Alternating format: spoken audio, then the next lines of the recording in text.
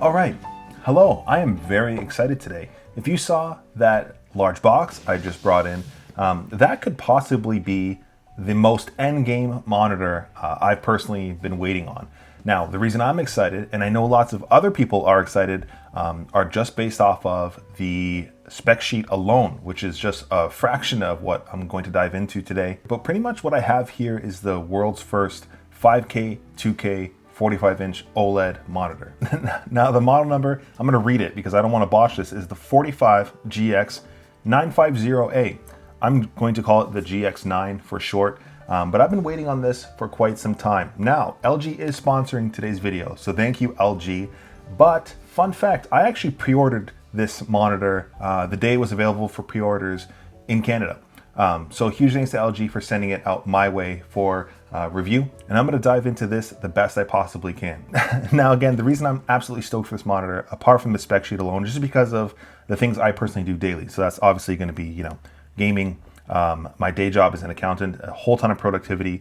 Of course, I'm running a YouTube channel, and then everything else in between, like media and music and all that fun stuff that anybody loves to do on their free time. Now, the fact that I'm currently still using LG's 4K 240 hertz monitor. This is the dual mode one that does 480 hertz and 1080p. This has actually been my favorite monitor of all time. Now, I review a lot of displays on this channel, but the one I keep coming back to is this one. Now, the reason why I say that is because I am still excited to check out the GX9. So instead of me just yapping on, I'm going to go ahead and dive into unboxing this and setting it up and diving right into everything I can possibly think of.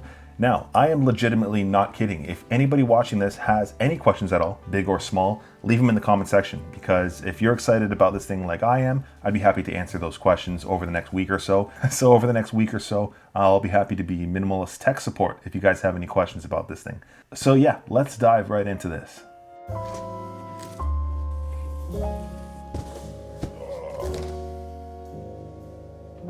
Big boy.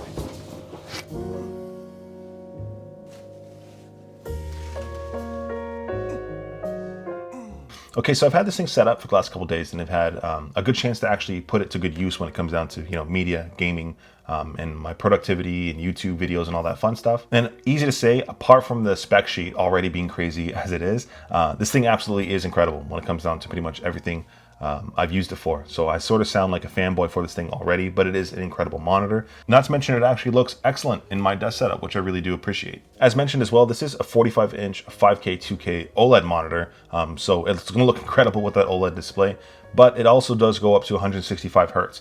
Now, if you do want to sacrifice some of your resolution, you can bump this up to 330 hertz if you do want to throw down, some FPS games or anything that requires a higher refresh rate. And that would just bump it down to like a wide HD, which I will talk about those extra dual modes and stuff. But I want to talk about this 800R curve as well, because coming in at 45 inches, this display is pretty large, and that's why I sort of almost think the 800R curve is almost necessary for a display of this size. Mainly because when you're sitting here working, if this thing were any larger with, I guess, a lesser curve, you'd sort of have to crane your neck. Even a little bit would, get strenuous over an entire day. But the 800R curve sort of brings the monitor into your peripheral vision, which I really found to appreciate, actually. And I got used to the previous model that I was using before, their normal ultra wide, which was awesome for that 800R curve. It worked really well when it came down to any sort of gaming. Now, in terms of ports, this thing is pretty well equipped. You do get two HDMI 2.1 ports, and I'm going to talk about everything I have plugged into this thing. But apart from the HDMIs, you have one DisplayPort 2.1, UHBR 13.5 with DSC, alongside a Type-C port with two USB Type-A ports for any sort of accessories you might want to plug in or what have you. I will say, in terms of that Type-C port, I absolutely love this Type-C port, mainly because it gives 90 watts power delivery, which is actually a good amount, especially for Windows laptops. I will say it particularly seem to drain quite a bit when it comes down to battery. So you got enough juice here to plug in laptops, tablets, whatever else you might want to use. Or otherwise, it's good to use it for, charging any sort of accessories, which I really do like. And lastly, the last port that I actually like quite a bit is actually the DTS-X headphone jack. So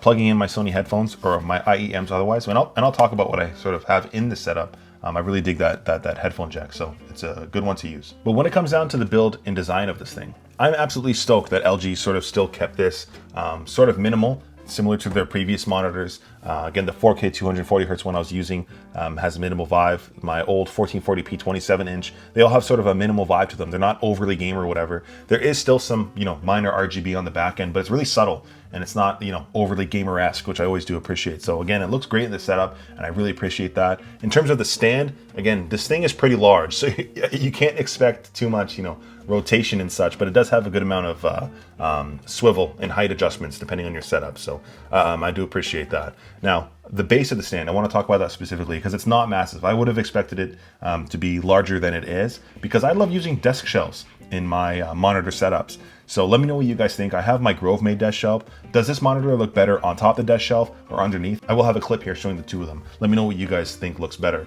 Other than that, if you guys do want to, ditch the stand for any reason, I dig it. But if you want to ditch the stand, this does have VESA 100 by 100, so you can throw this up on a heavy-duty monitor arm if you really do want to. And I will say, because of the curve, my Mac Studio still fits on my desk shelf. I was expecting to have to undermount this to my desk, but I don't have to, which is awesome. So that saved me a couple bucks. It fits perfectly because of the curve here. So yeah, I do dig that. As for why this monitor is a little bit more special, for me at least, is because I'm already coming from an incredible monitor, the 4K 240 hertz OLED, which also had, a 1080p 480 hertz mode.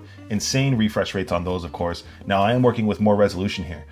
Again, this is the world's first 5K 2K OLED, and it gives me back ultra wide, which I did miss quite a lot. The special thing about this is because of that 5K 2K resolution, it's going to give me sort of the fidelity or the PPI of a 4K, but I am getting that wide aspect ratio that I love. Now, the thing is, typically when you do use, a 34-inch ultra-wide or a 49-inch 32:9 ultra-wide, those are super wide and they're pretty awesome. The problem is they're shorter. And of course, if you can avoid going shorter on your resolution, all the better. Especially, I will say this specifically for anybody who's playing, FPS games particularly, that vertical resolution makes a pretty big difference while gaming. So the fact that you have that on here, plus just the general greater amount of screen real estate is awesome, especially when it comes down to, of course, gaming, media, productivity, all the fun stuff in between. Likewise, for anybody who's, doing dual monitors, if you have two 1440p displays, the vertical resolution here will give you 1.5 times more in terms of overall screen to work with. So something to be mindful of if you do want to ditch having two monitors. I personally only ever like having one monitor in my setup. I don't know why. I just prefer the way it looks, and it keeps, minimum clutter and all that fun stuff. So this is like having two monitors while still just having one. Now, what sort of puts this into another tier, and this goes in hand with not only, the display image, eye fatigue and stuff, which I will talk about later on in the video, but this does have LG's newer WOLED panel, which does have MLA+, so it is getting a heck of a lot brighter. This does have a peak brightness of 1300 nits. Now, I've mentioned this in the past, I don't personally test or calibrate my displays. I'm a bit of a normie when it comes to that stuff, so I am sort of leaning on the spec sheet from that front, but I really do appreciate brighter screens, and this does get excellently bright, I can say. Now, also what's sort of special about this thing is just the screen size. You have a lot of display to work with, and similarly to that LG 4K 240 hertz OLED, that had a dual mode. Again, that went up to 480 hertz at 1080p, and this has similar functions. Now, this case, again, you're at your full wide, you're going to have 5K 2K resolution at 165 hertz, but you can bump that down again if you want to sacrifice some resolution to wide HD, and that's going to give you 330 hertz. Now, I'm going to jump into all the other dual modes when I talk about gaming on here, but this thing pretty much gives you almost 8 monitors in one, and that's not an exaggeration. So you'll see what I mean by that. There's a healthy mix of ultra wide resolutions and 16:9 resolutions. So if you're an FPS gamer, a console gamer, anybody who just wants to scale down your screen, there's an option for you. And the last thing I want to talk about as to why it's special is that the fact that it's an OLED. OLED's sort of starting to mature now, so it's easy to forget how good an OLED display is. If you're coming from something like an LCD panel, you're going to absolutely notice right off the bat the deep blacks of an OLED. They're pretty much near perfect blacks because the pixels can turn off fully by themselves completely, which is always great. And with that, the contrast between the poppy colors and the actual blacks is night and day. So you'll definitely enjoy having an OLED panel if you haven't before. Now, in terms of how I've got this whole thing set up, I personally sit, about 80 centimeters away, which is actually LG's recommendation for sitting at this display, because when you're 80 centimeters away, it's about the sweet spot in terms of, viewing angles between the edge to edge of the 800 arc curve. Now, you can sit closer, you can sit further. That's totally up to you and your preference. But for myself, I'm already sitting at, a good enough distance for me that it works incredibly well for my viewing angles, at least. Now, in terms of what I personally have connected to this setup, I am using an RTX 4090 for my PC gaming, of course, and that's going to be going through that DisplayPort 2.1. On the HDMI ports, on the first one, I am using my PlayStation 5. I love my console gaming, despite having such a beastly PC. That's just one of my things. I like doing both. I'm one of those weirdos that really appreciates gaming regardless of what it's on. So the PlayStation 5 Pro has been awesome in this setup, and I'm going to talk about the 16:9 aspect ratios that you have on here. And sometimes I sub that out for my Xbox Series X, which is actually going to be my next video after this one. The Series X and PS5 Pro are awesome, and I love them. And it's been a great experience on this display. Now, on that second HDMI 2.1 port, I'm using my Apple Max Studio with an M3 Ultra chip. I haven't talked about this on the channel yet. It's just so powerful, it's almost boring. But that goes through the HDMI 2.1 port for all of my creation work. Now, for the Type-C ports, this I swap around to a lot of different devices. This is going to be going between, my M4 iPad Pro. I work as an accountant during my day job, so I have a Windows laptop I use the Type-C port through. And otherwise, if I do have any sort of creation projects where I'm on the go, my M4 MacBook Air is perfect for that Type-C port. Really, really love that. Otherwise, I just connect, my iPads or my phones or whatever to charge to this port. And again, while not always connected, I do have my Sony headset here, or otherwise my in-ear monitors for that DTS-X headphone jack. Now, in terms of gaming, of course, that's probably the most popular thing a lot of people are going to be doing on here. And it's easy to say this thing is near endgame, and I'm not sure where else you can go from here, really. For myself, at least, I play a healthy mix of different types of games. Again, I'm usually hopping into RPGs, MMOs, first-person shooters, third-person shooters, and everything I've thrown at this thing, it's just been a good time. I mentioned it in my last video that I recently got back into World of Warcraft for the first time in like 5 years. That game can be addicting, but for the first time ever, I'm playing it casually, so it's a bit of a different change of pace. So if anybody out there is a WoW nerd, let me know in the comment section. I'll add you up and we can do some dungeons or whatever. But anyhow, playing on there, that's the first time I've ever had a game that's used both dual modes at the same time. So what I mean by that is sometimes when I'm just, vibing out, chilling, questing, doing world content, I'll be chilling in the 5K, 2K resolution at 165 hertz. And when I'm hopping into, Mythic Raid or Mythic Dungeons or whatever else, I'm usually going to put that into the 330 hertz wide HD mode. For myself, at least, having a faster refresh rate for any sort of reactive type of game, it's definitely better for me, of course. Again, that's naturally going to be the better way to go for any sort of first-person shooters if you want to. You definitely don't have to, but I really like having that option for even just having one singular game like this. Now, originally, I thought that having a screen size this massive at wide HD would be a little bit soft, being that it's, 2560 by 1080 resolution, if I'm not mistaken. And yeah, of course, the image is a little bit softer, but once you're going in your game, you're not particularly pixel peeping, depending on how far away you're sitting. So I just appreciate having that faster refresh rate if you do need it.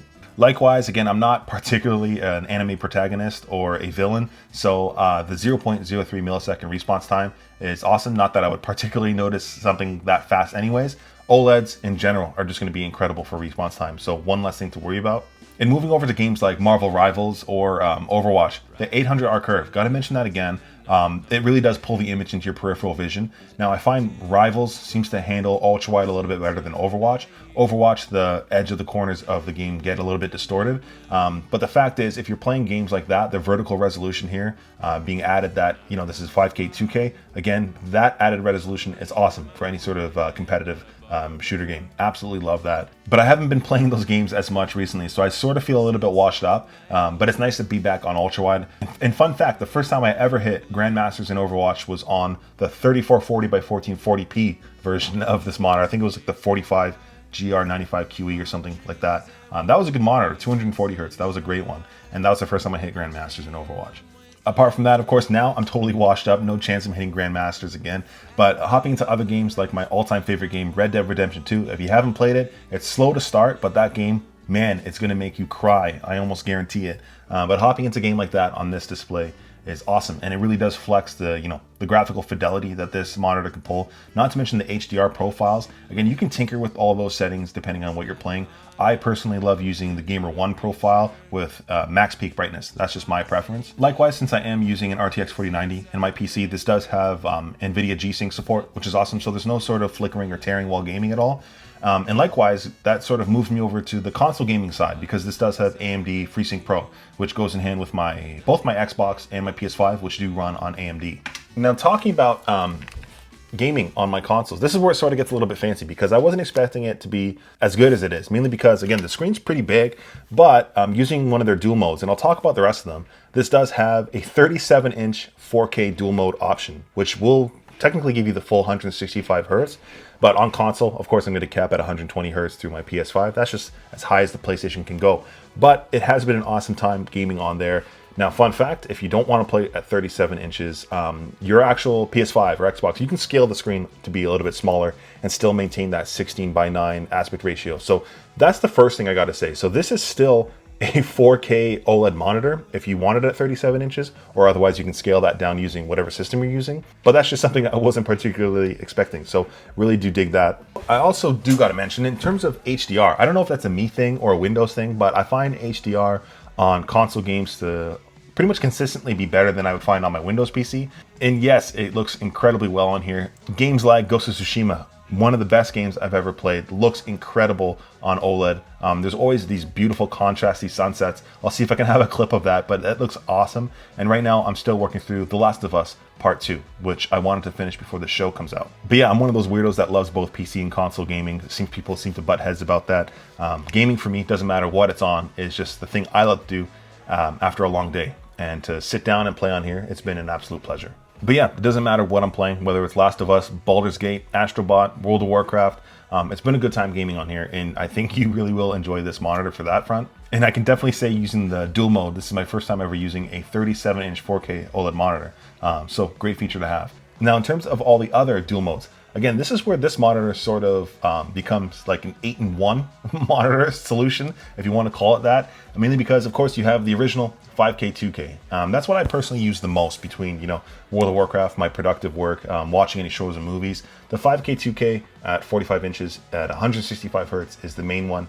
Second to that, of course, the second dual mode, 2 of 8, you're going to be having that 37-inch 4K 165 hertz. And then after that, that's when you can start scaling the ultra-wide modes. There's a 39-inch ultra-wide mode at wide HD. So I think that's 2560 by 1080. And that 39-inch you can scale down to 34 inches as well.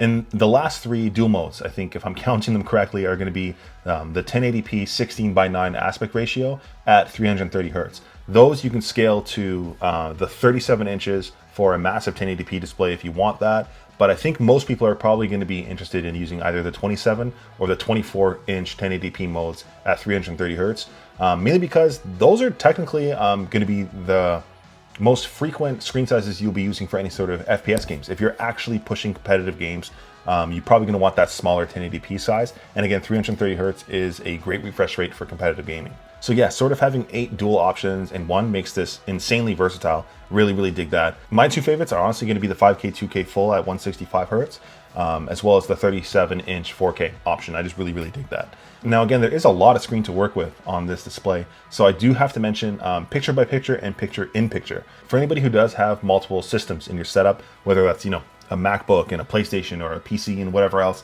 you can actually combine and mix those to have one on each side of the screen between any mix of the Type-C, HDMI, and display ports. So you could have, your PlayStation up over here, playing a show or a movie or whatever else, gaming if you want to, and your other side of the display, you can have, a project you're working on or whatever else. Awesome flipping feature. I really, really dig that. And you can actually swap the audio source between those depending on whatever you want to have on there. Likewise, if you want to put one of those sources into just a small box in the corner, you can do that as well. I personally, I'm not going to be using the small box option, but the picture by picture, I'll be using that one a ton. So I'm happy that that's on here.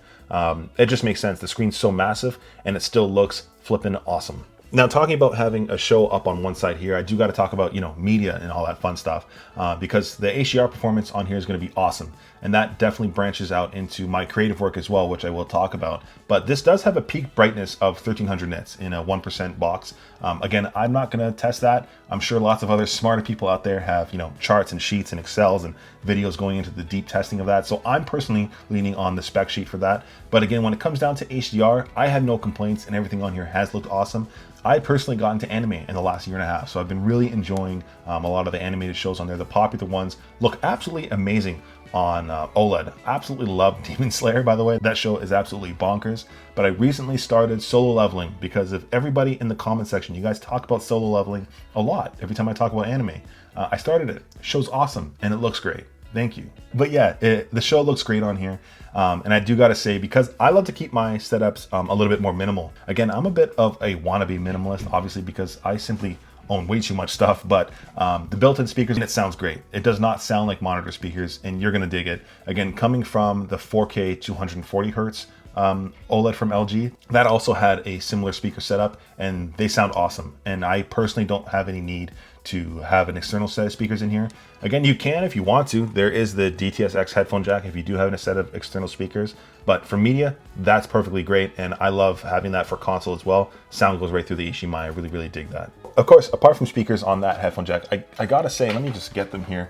I recently got into using in-ear monitors. As somebody who only pretty much ever uses either my Sony headphones wirelessly or AirPods, it's easy to forget, and I've said this like 1,000 times, it's easy to forget how good something sounds when plugged in. So if you haven't plugged in audio in a while, give that a go. Your mind might be blown, but the IEMs through this DTS-X headphone jack, top notch for any sort of music.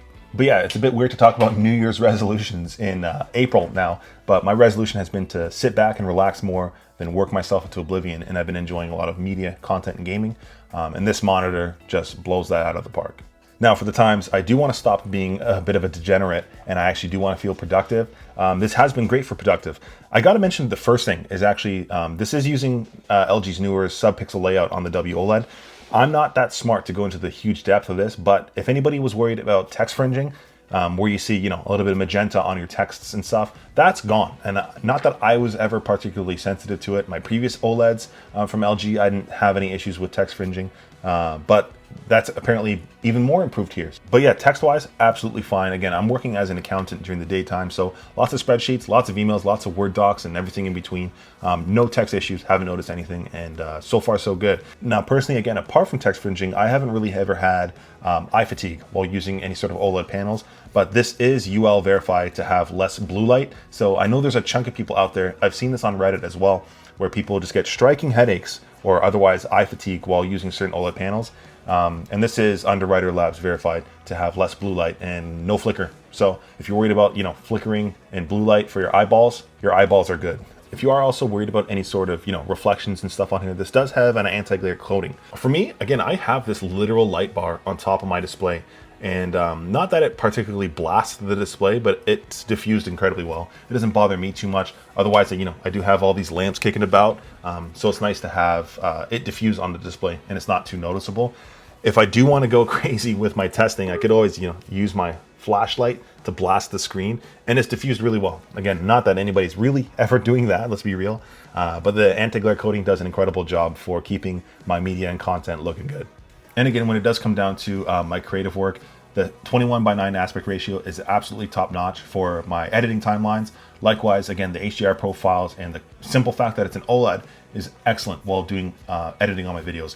Again, I'm no professional colorist, but this does have Delta 2 color accuracy. So if that's something that you're really into, if you are a professional colorist or otherwise need a really accurate display, this does lean heavier into accuracy if that's something that you care about. For myself, I'm happy to use this thing out of box, and I really do dig it. Now, with that, I can definitely say that this display will be my main one going forward in this one, and I am going to be relocating my 4K 240 hertz display into another setup of mine. Keep an eye out for that video. I'm looking forward to that one. But yeah, I can definitely say that when it comes down to ultra-wide monitors, this is definitely the sweet spot, especially having that vertical resolution that you wouldn't otherwise have. For me, at least, I just really appreciate the higher fidelity on a display like this. The PPI is like 125, not to mention all the other features on here just seem to work incredibly well. Honestly, between my media, gaming, day job, any sort of creative work, this thing covers me for everything. So yeah, again, if you do have any questions about this thing at all, I mean it for real, leave a question down below. I'm happy to answer it over the next week or so. Crazy as that might be, we'll see how that goes. But yeah, I do want to give another thanks to LG for sponsoring today's video and sending this out my way. I will have this link down below, of course, as well as everything else in my desk setup. And if you guys got any questions, lay it on me. I appreciate you guys watching till the end. Till next time.